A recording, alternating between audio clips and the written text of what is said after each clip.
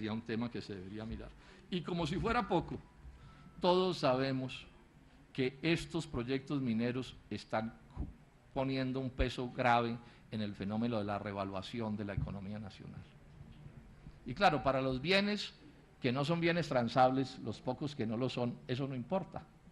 Pero para los bienes que son transables y tienen que competir en el mercado mundial, o sea, estamos hablando de casi toda la industria, de todo el agro, o de casi todo el agro, pues lo que estamos hablando es que la revaluación está destruyendo la economía. Los está arruinando, quebrándolos, con pérdidas de empleo descomunalmente grandes. Entonces, este asunto también se debería introducir en el debate como un costo de estos proyectos, como un costo inmenso de estos proyectos. Es decir, ¿cuánto nos cuesta en destrucción de la economía nacional este asunto? Ahora, no son palabras del senador Robledo, lo advirtió el señor Stiglitz cuando estuvo aquí en el Gimnasio Moderno hace unos meses, dijo, si esa revaluación sigue van a destruir la economía nacional. Y se está quebrando la industria, el país está literalmente desapareciendo. Y el sector agropecuario del país está literalmente desapareciendo. En ese horror que se está sabiendo del negocio de las flores y todos esos créditos y todo ese escándalo que hay, alguien ha dicho una cosa que está de base y que es cierta, hay un fenómeno de revaluación arruinando esa actividad. Y estos proyectos mineros en nada nos ayudan a controlar ese tipo de fenómenos. Digo dos cosas más y concluyo porque advertí desde el principio que iba a ser bastante breve. Yo tengo una dificultad, senadores de esta comisión, que todos o casi todos son amigos del gobierno, es que yo en estos proyectos no me hago ilusiones con respecto a la posición del gobierno nacional, ni del Ministerio de Minas, ni del Ministerio de Ambiente. Yo en esto tengo que ser franco. Y no me hago ilusiones, ¿por qué? Porque lo que está imperando hoy en Colombia como criterio macroeconómico, y es el punto de vista del doctor Santos y de sus ministros, es de un dogmatismo neoliberal, de un dogmatismo de libre comercio, una especie ¿cómo se dice? Sí, de dogmatismo de que es el capital extranjero el que nos va a salvar, de dogmatismo de que es la minería la que nos va a salvar. Sobre esto hay una obsesión absolutamente absurda, pensando en el interés nacional. Para unos cuantos colombianos no, les va de maravillas, están perfectamente protegidos frente a eso, se mueven platas descomunales aceitando estos proyectos, eso hay que decirlo con toda claridad. Pero esa es la concepción de este gobierno. Es bien difícil encontrar un gobierno más neoliberal y más del libre comercio que este. Y eso incluye tener a la minería que es que como la salvadora de la economía nacional. Luego, con ese criterio del marco macroeconómico, pues finalmente, pues un gasto chichigüero, como dice el ministro de Hacienda, pues no vale la pena, y probablemente tampoco valga la pena el acueducto de una capital de departamento ni nada de eso, porque entonces se daña la estabilidad jurídica, ¿cierto? Se daña la confianza inversionista. ¿Qué dirán en Nueva York y en Londres? Que estarán pensando que esos tipos de por allá no permiten pues que el progreso se los traigan los extranjeros, etcétera, etcétera. Ese es el punto en el que estamos y este es un punto de debate. Ahora, no lo digo yo le cité aquí la otra vez en un asunto parecido al señor León Teicher, que es el presidente del Cerrejón, que nos lo ponen como el ejemplo de las mil maravillas. El señor León Teicher le pregunta al periodista, oiga, doctor Teicher, ¿cómo les fue a ustedes con el doctor Uribe? No, de maravillas, eso fue todo buenísimo con ese gobierno, además largo, excelente. Dicen, bueno, ¿y usted qué opina ahora del doctor Santos? Y dice Teicher, se nos volvió a aparecer la Virgen. Se nos volvió a aparecer la Virgen. Yo creo que tienen toda la razón. La Virgen de los negocios y de la plata, yo no sé cómo se llamará esa, ¿cierto? Pero por supuesto que ese es un hecho. Y en este sentido digo dos cosas, una que tiene que ver con el Ministerio de Ambiente y que es concreta, señora ministra, y otra que tiene que ver con Ingeominas, que es concreta. Mencionemos la de Ingeominas, que es más rápida. Me alegra que se esté aceptando una cosa que yo llevo aquí 5 o 6 años diciendo, y es que el Estado no audita los contratos de la gran minería y que esos tipos o esos mineros están haciendo lo que se les antoja con las cuentas. En buena medida por gestión mía, la Contraloría hizo una auditoría especial sobre esas cuentas y ya hemos dicho algunas cosas que han encontrado. Entre eso encontraron un caso de Cerro Matoso, donde pueden estar embolatados barato 230.000 millones de pesos, y ya la Contraloría le cayó y a Ingeominas le tocó. Pero, señor director de Ingeominas, la decisión de ustedes de llevar ese caso a un tribunal de arbitramiento no resiste análisis jurídico. Eso es una gabela que se le da a la transnacional. Esa transnacional lo que tiene que hacer es pagar y después que interponga el recurso jurídico que le quepa, pero no le cabe el tribunal de arbitramiento al asunto. Ese es el análisis jurídico que hemos hecho en mi oficina, podemos el día que usted quiera mirarlo con más despacio. Y esa es una decisión no del gobierno anterior, sino de este. Muy empezando el gobierno del doctor Juan Manuel Santos, curiosamente, le dan el tribunal de arbitramiento a esta minera que funciona en el. Si tengo una imprecisión, usted me la aclara y no hay problema. Bueno, esa es la información que tengo de ese tribunal de arbitramiento. Si no se hizo, mejor y me alegra. Y lo segundo es el caso del Ministerio de Ambiente. Aquí se hizo un debate, señora ministra, con el caso del Quimbo. Aquí yo insistí, algunos insistimos en que esa licencia ambiental no se le debería dar a Engesa porque estaba, bueno, no voy a repetir los argumentos. La licencia se le dio exigiéndole a Engesa que cumpliera unas ciertas, ¿cómo se llamará eso?, reparaciones o compensaciones. Bueno, Engesa entonces pidió que le modificaran las compensaciones porque las compensaciones le parecían a la empresa muy altas. Ese proceso, quiero resumir el cuento, ¿cierto?, termina en que, opinando sobre si se le aceptaban las reclamaciones a Engesa, opina el Tribunal Administrativo de Cundinamarca y dice que no se le debe aceptar eso porque no cumplía ciertos criterios de ley. Y el Ministerio después le acepta a Engesa, ¿sí?, lo que Engesa estaba pidiendo. Sobre eso podemos hacer un debate especial, pero yo le digo con franqueza que no me gusta cómo empieza el Ministerio. Porque además también tuvimos pleitos con el Ministerio en el caso de la Colosa, que le dieron una licencia que tampoco han debido dársela, con el Ministerio en el gobierno anterior.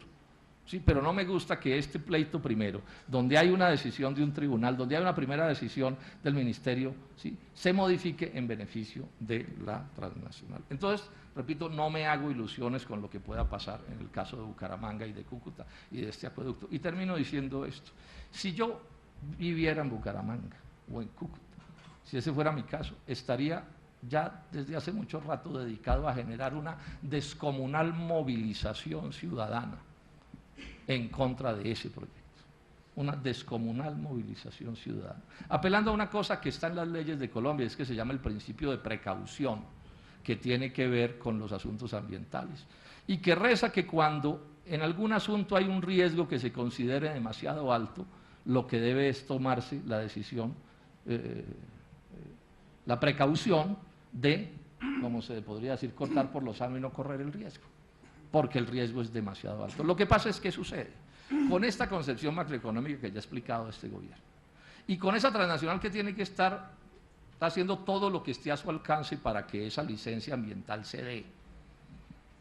Licencia que además también, digamos, es la información que tengo. En algún momento le dijo el Ministerio, tiene que presentar una nueva licencia ambiental, y después el Ministerio, en el gobierno anterior, digamos eso con precisión, revoca la decisión anterior. O sea, también el Ministerio toma una decisión en un sentido, digamos, contradictorio con el punto de vista de la transnacional y después corrige en beneficio de la transnacional. Yo pienso que a esto hay que meterle ciudadanía, gente, o sea, volver este debate en Bucaramanga y en Cúcuta, senadores, un debate público, un debate ciudadano. Esto no es un debate solamente legal, no debe permitirse que se convierta solamente en un debate legal, porque yo hago con mi pregunta, y se monta el proyecto, y es perfecto, y todo es de maravillas, y por alguna cosa de la vida hay un accidente. ¿Qué pasa? ¿Quién responde? ¿Y qué le pasa a la vida de la gente? ¿Sí? ¿A qué nivel de riesgo estamos dispuestos a correr? Dicen los estudios de los investigadores gringos que la minería de cielo abierto hay que estudiarla especialmente en zonas de montaña. O sea, en cualquier parte es una minería muy discutible, pero en zonas de montaña estamos hablando de unos niveles de riesgo. Hay que ver las pendientes que acabamos de ver en esas fotos. Entonces, decirme a mí que algo es estable en esa montaña. Entonces, aquí hay un terremoto, hago una simple conjetura. Hay un terremoto, y esas son zonas inestables geológicamente, donde un terremoto no es un milagro. Es decir, aquí no estamos en un país donde nunca haya un temblor. Y todo lo que estaba calculado se desbarata y se daña. ¿Qué sucede? Pero entonces yo insisto en una idea, senador Durán, si a esto no se le pone una vigilancia política en el buen sentido de la palabra altísima. Si no se moviliza a la gente con un criterio de movilización, por supuesto, absolutamente democrático, tranquilo, pero que la gente se apersone del tema, que este deje de ser un debate por allá en las cumbres del Estado, donde sí se mueven muy bien estas transnacionales. Y digo esto último, y es una pregunta que le hago a la Grey Star y a la embajada canadiense y al gobierno del Canadá. Si en esos mapas que nos han mostrado, donde aparece el páramo de Santurbán y Bucaramanga y Cúcuta, en vez de estar Bucaramanga y Cúcuta estuvieran Toronto o Ottawa o Montreal, las tres grandes ciudades canadienses, y fueran esas tres grandes ciudades canadienses las que tomaran sus acueductos de ahí, de esas montañas, se estaría discutiendo en Canadá la posibilidad de este proyecto, ministra. ¿Se estaría siquiera hablando de eso? ¿Sería eso posible? Pues para no hablar de que si ese páramo estuviera al lado de París o de Nueva York o de Tokio, de cualquier parte, pero le hago la pregunta a los canadienses. ¿Se estaría siquiera discutiendo este asunto? Es decir, estaríamos aquí en este tema. Yo estuve en Bucaramanga, es lo último que digo, invitado por la Sociedad Santanderiana de Ingenieros. Tengo en estos días otra invitación de alguna organización muy importante de Bucaramanga a hablar de este mismo tema. Están aterrados, con toda la razón. Ah, sí, pero me acaban de avisar que cancelaron eso. Porque veo que el tema se está discutiendo como si fuera, no, pues sí, de pronto vamos a ver qué pasa. O sea, aquí ya estamos en la posibilidad de que eso se haga. Y yo hago la pregunta, ¿vamos a correr ese riesgo? ¿Y está dónde? Porque se van a ganar una plata los místeres. Porque ese es todo el secreto. Se van a ganar una plata los místeres. Bueno, listo, y se la van a ganar, ¿y qué? Y estos otros asuntos, ¿cómo nos quedan? Pero repito, mi preocupación central. No, porque yo, sí. No, o sea, no estoy tranquilo con este gobierno en estos asuntos, no lo estoy. Tengo que decirlo con toda franqueza y con toda claridad, porque los hechos, además, lo que me están diciendo es que en lo económico y en lo social estamos reeditando todos los asuntos, absolutamente todos del gobierno anterior, todos, sin excepción. Mi llamado entonces es muy cordial a las gentes de allá, de la zona, que, ojos abiertos, senadores, sí, comparto lo que se ha planteado aquí, y es que ese es un riesgo, ¿sí? Que por qué lo tienen que correr las gentes de esa región, solo para que unos místeres se ganen una plata. Muchas gracias, señor presidente. Y todo el agro. Pues lo que estamos hablando es que la revaluación está destruyendo la economía. Los está arruinando, quebrándolos con pérdidas de empleo descomunalmente grandes. Entonces, este asunto también se debería introducir en el debate como un costo de estos proyectos, como un costo inmenso de estos proyectos. Es decir, ¿cuánto nos cuesta en destrucción de la economía nacional este asunto? Ahora, no son palabras del senador Robledo, lo advirtió el señor Stiglitz cuando sería un tema que se debería mirar. Y como si fuera poco, todos sabemos que estos proyectos mineros están poniendo un peso grave en el fenómeno de la revaluación de la economía nacional. Y claro, para los bienes que no son bienes transables, los pocos que no lo son, eso no importa. Pero para los bienes que son transables y tienen que competir en el mercado mundial, o sea, estamos hablando de casi toda la industria, de todo el agro, o de caso estuvo aquí en el Gimnasio Moderno hace unos meses, dijo, si esa revaluación sigue van a destruir la economía nacional. Y se está quebrando la industria, el país está literalmente desapareciendo. Y el sector agropecuario del país está literalmente desapareciendo. En ese horror que se está sabiendo del negocio de las flores y todos esos créditos y todo ese escándalo que hay, alguien ha dicho una cosa que está de base y que es cierta, hay un fenómeno de revaluación arruinando esa actividad. Y estos proyectos mineros, como criterio macroeconómico, y es el punto de vista del doctor Santos y de sus ministros, es de un dogmatismo neoliberal, de un dogmatismo del libre comercio, una especie ¿cómo se dice? Sí, de dogmatismo de que es el capital extranjero el que nos va a salvar, de dogmatismo de que es la minería la que nos va a salvar. Sobre esto hay una obsesión absolutamente absurda, pensando en el interés nacional, para unos cuantos colombianos, ¿no? En nada nos ayudan a controlar ese tipo de fenómenos. Digo dos cosas más y concluyo, porque advertí desde el principio que iba a ser bastante breve. Yo tengo una dificultad, senadores de esta comisión, que todos o casi todos son amigos del gobierno, es que yo en estos proyectos no me hago ilusiones con respecto a la posición del gobierno nacional, ni del Ministerio de Minas, ni del Ministerio de Ambiente. Yo en esto tengo que ser franco. Y no me hago ilusiones, ¿por qué? Porque lo que está imperando hoy en Colombia,